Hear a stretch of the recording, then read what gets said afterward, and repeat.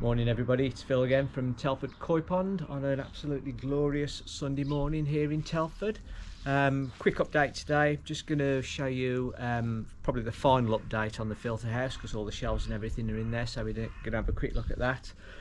Quick look at the fish, and then I'm going to show you the Hanna water testers that I've recently bought. So let's go and have a look in the shed. Okay folks, so let's have a look in the filter house. Again, no massive changes from the last time you will have seen it, other than the fact that put all the shelves up and everything now. So we have the koi food over this side. Apologies for the washing out. Let's get rid of that.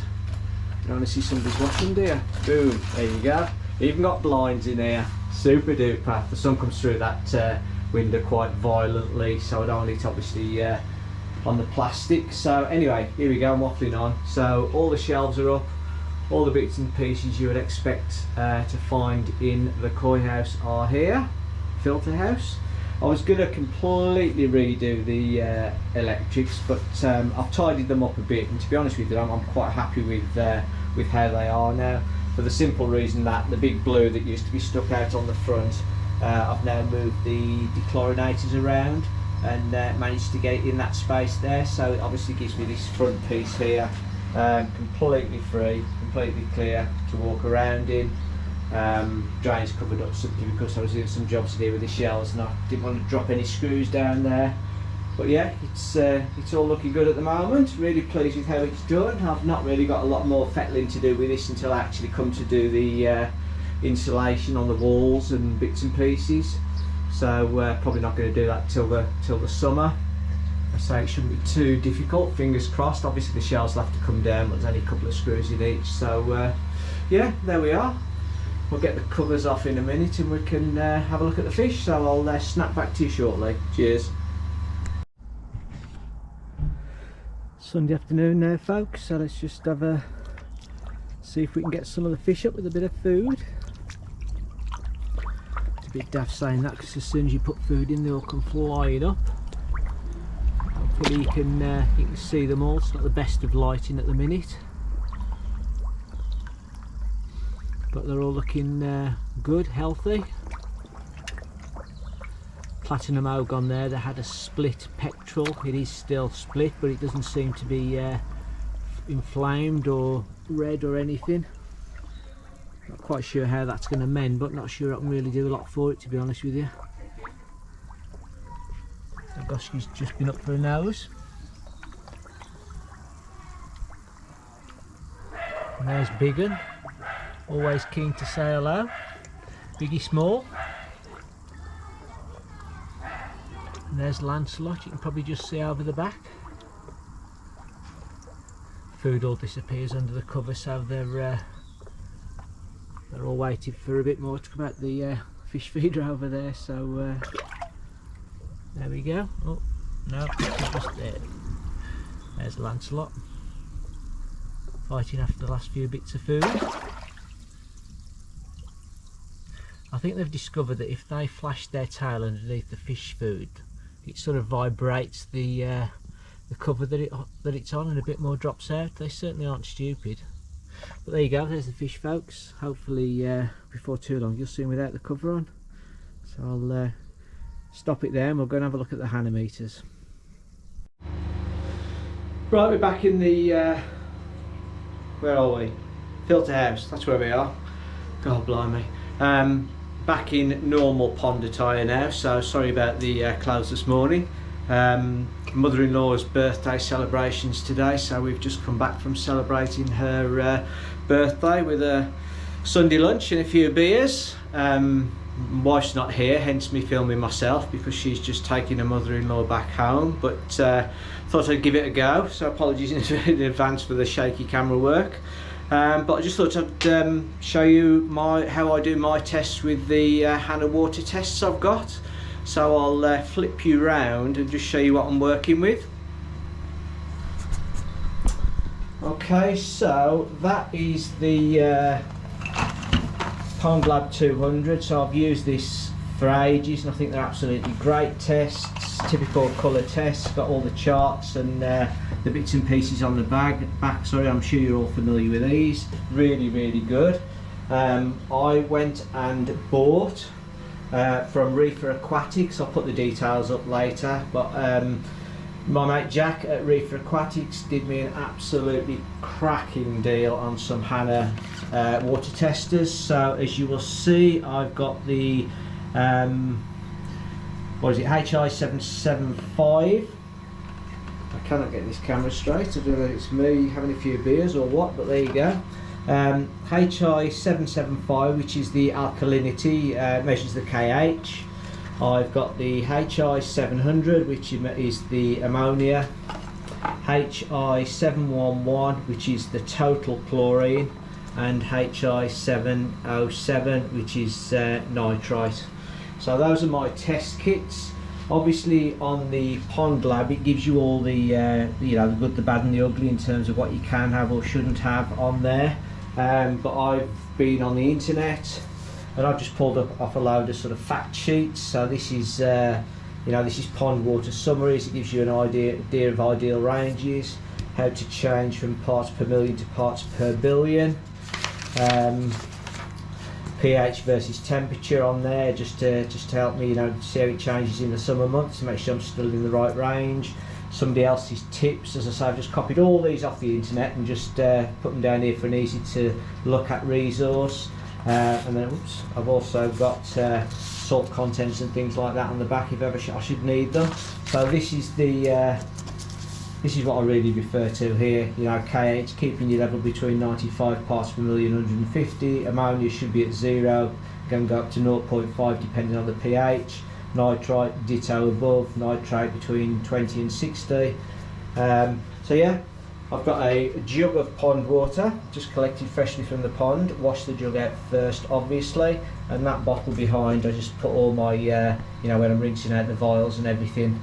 And the syringe is what I take that out of there and put it into the things I'll be using to actually do the tests. So I'll just pull one of these out and we can have a look at it. They all operate on very much the same principle, but I'll show you what I'm doing anyway. Some of you might be interested, some of you might not be, and then, you know, as I say, just show you what I do. So I'll come back to you in a second. So I haven't shrunk. I am kneeling on the floor just to get to the right level. This is the first time using a tripod, so apologies. All I've actually done at the moment is each one of the glass vials I've filled up to the 10 milliliter mark, because how these work, the checkers use that as your baseline, and then whatever you do to it next, it then takes the reading based on that. So it's imperative that these are free of water, smudges, fingerprints. But when you first do the test, turn it on and you'll see everything light up, and then it'll say C1, and what that means is you take the top off, you put the component 1 in, you press the button, you close the lid and just press the button, and then it'll give you 3 dashing dots, and eventually it will say C2. And C2 basically means you do whatever you need to do with the sample that's in there, and then test it again. So for this one, we take it out, take the top off, and we use these powders. So quick flick first, get the powder to the bottom corner, and open the packet on 2 sides, and then very carefully open it up. I don't know whether you'll see that, and just put the powder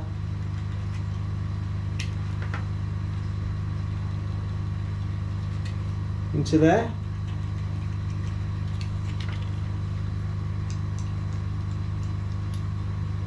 Give it a little shake, not a shake really, just a turn to try and dissolve all the powder.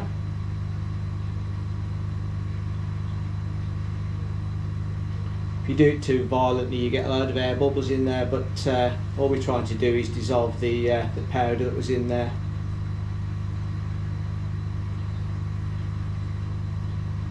Okay. Then again, making sure there's no fingerprints or anything on the outside of the glass. Put that back in, close the top, and then we press the button until a time comes up, and then you can loose it. And that time is obviously going to be the time of how long it takes to run down and come up with an answer for this test. So they're all, as I say, very, very similar.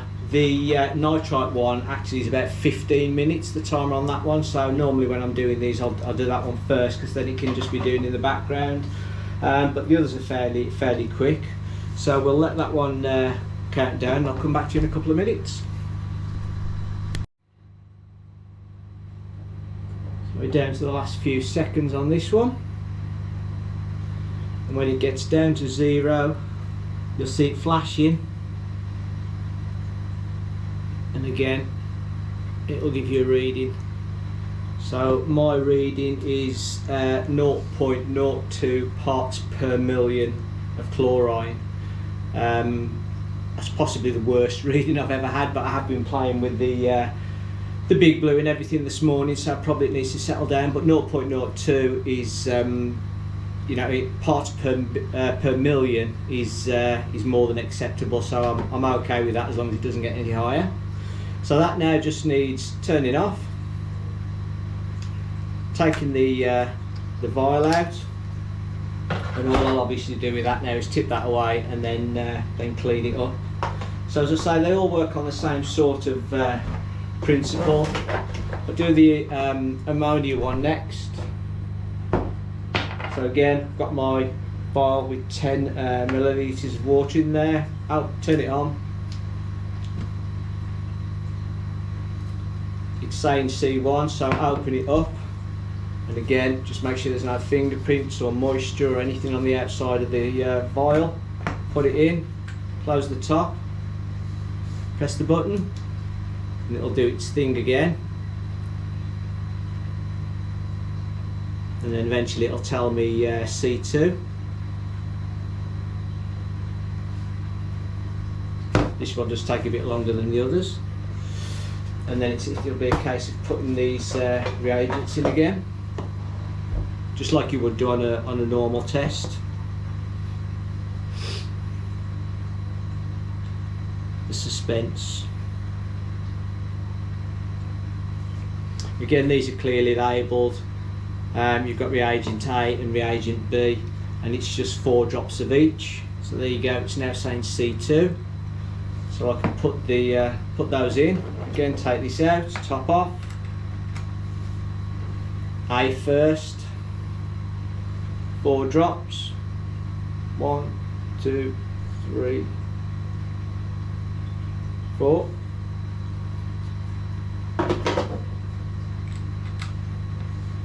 Just give that a little mix.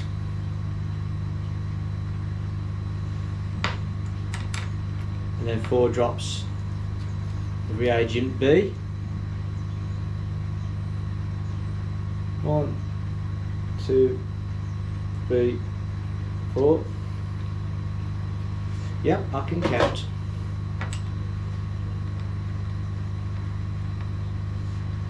And again, we'll give that a bit of a mix. And again, polish the outside of the glass, make sure there's no moisture, no fingerprints or anything on. Put that back in the tester, pop the lid down and press the button until you actually see a time. So this one's 3 minutes and 30 seconds. So again, we'll just let it count down and I'll come back to you in a bit. So again, we're down to the last few seconds.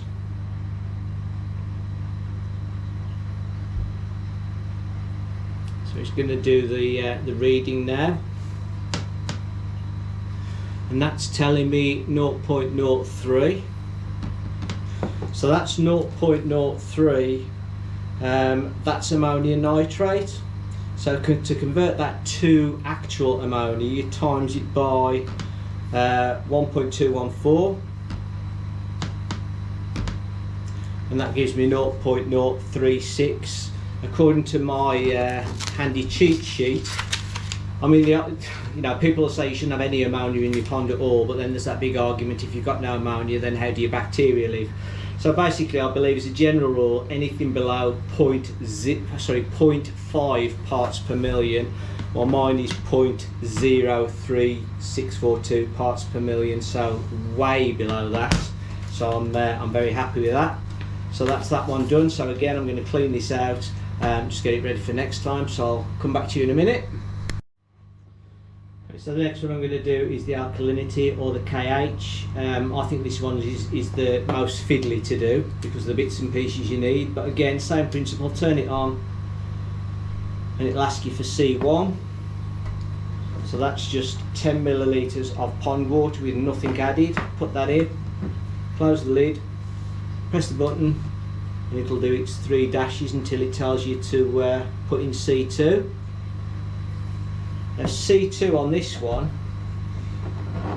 is 1 millilitre of the liquid in here. Obviously 1 millilitre is a very small amount.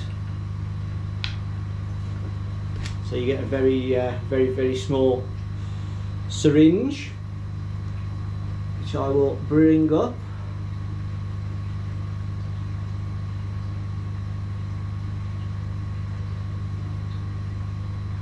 To the 1 millilitre mark, and then put it in there.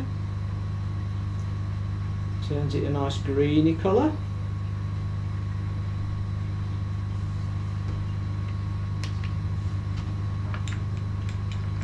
And on this one, you just rotate it gently for 15 seconds.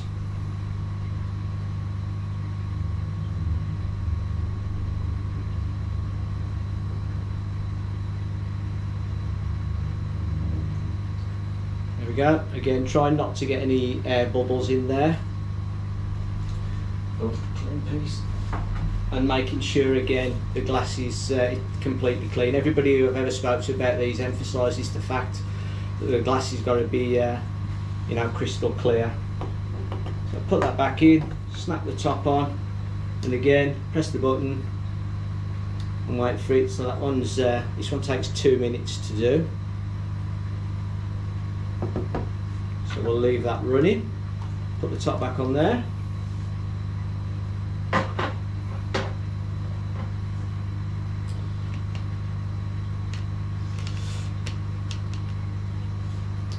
It's interesting that in a lot of these, I mean, they all come with a really handy how-to. It really is idiot proof because even I can do it. But what's interesting is that a lot of the readings are not the actual end reading that you want. So for the ammonia reading wasn't the actual ammonia reading until you times it by, I can't remember what it was, 0.124 or something like that. And some of these are very similar. But yeah, it gives you the actual the amount you need to times it by, blah blah blah. Yeah, so 1 part, so the number it's going to give us on this one, for example, 1 part per million CO3 is 0.02 millilitres. But to get to DKH, or your degrees of alkalinity, which is what we want, whatever the result is, you times it by 0.056, and that will give you your reading. And again, it depends, you know, what test kit you've got, what measurement you're reading. So this, my cheat sheet, for example, for KH, it says keep your level between 95 and 950 parts per million. We've only got 20 seconds on this one, so we might as well let this one run down.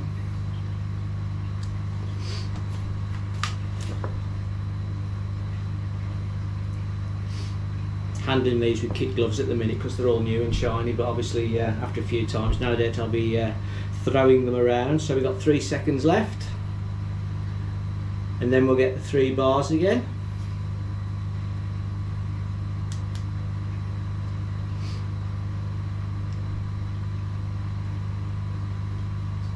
It says 156.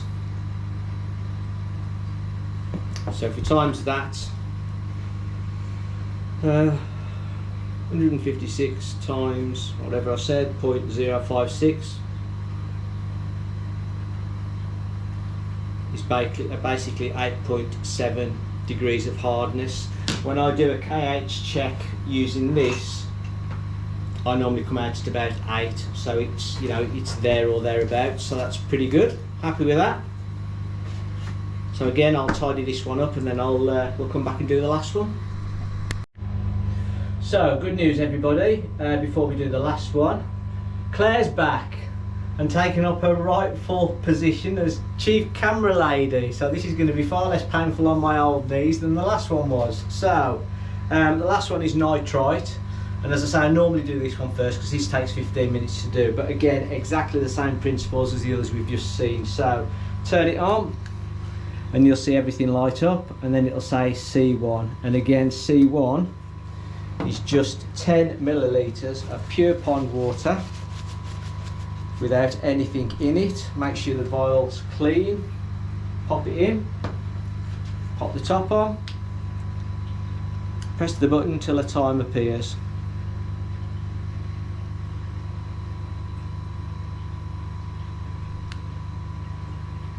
Nope, that didn't work. Scrap that.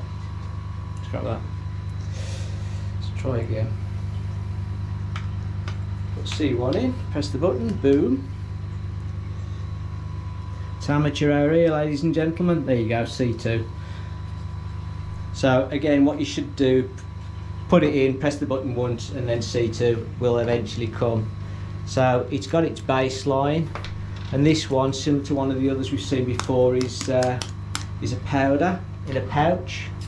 So again, just follow the scissor lines all the way around, and then you sort of try and make a little funnel. If I can do this, anybody can do it, because I'm not the most dexterous of people. So I'm just going to put that in. Sorry if you can't see this, but I don't want to spill it everywhere.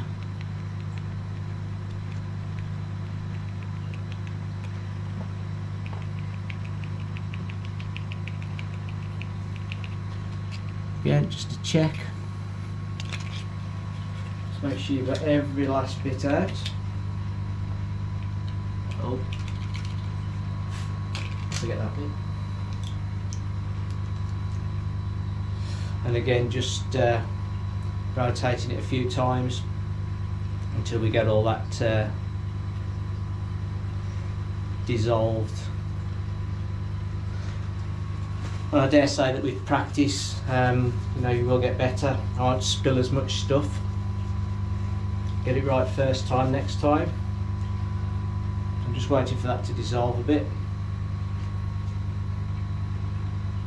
Yeah, I mean, I think they all say 15 seconds, so it's not like you've got to wait for it to completely dissolve. But then I'm going to put that back in there. Put the top on. And this time press and hold until the time comes on. There you go. So that's 15 minutes. Obviously it's gone down to 14 minutes straight away. So for the first 3 or 4 minutes it just counts down in minutes, so that is actually 14 minutes, not 14 seconds. But I think when it gets to 12 minutes it then changes to 12 and then seconds. So we'll turn it off there for a bit, and obviously we'll come back to you in 15 minutes time, and then we'll see what the results are. Okay. Right, quick interlude while we're still waiting for this to count down. I must apologise. Bit anal, but I had to do the chlorine test again, because every time I've tested it, it's 0 until that 0.2 just. But I've just done the test here with Claire as my witness, and it's come up as 0. So whether I hadn't cleaned the vial properly or whether I hadn't waited for the stuff to dissolve, I do apologise, but obviously I feel a lot better now. Also, I think I mentioned earlier that on this countdown timer it gives you the minutes in the seconds part until it gets down to 12. Well, it doesn't, obviously. It's when it gets down to single figures. So once it gets down to 9 minutes and 59 seconds, then it starts giving you that. So yeah, apologies for that. As I say, don't think harshly of me. This is about the 3rd time I've used these. I'm still getting used to them. But yeah, we'll come back in 7 minutes time and see what this one says.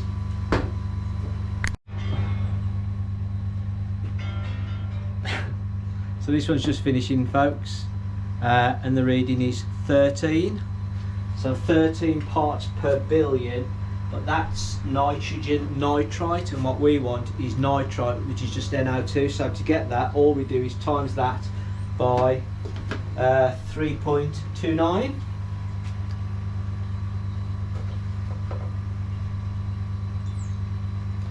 Which gives me 42.77, and that's parts per billion.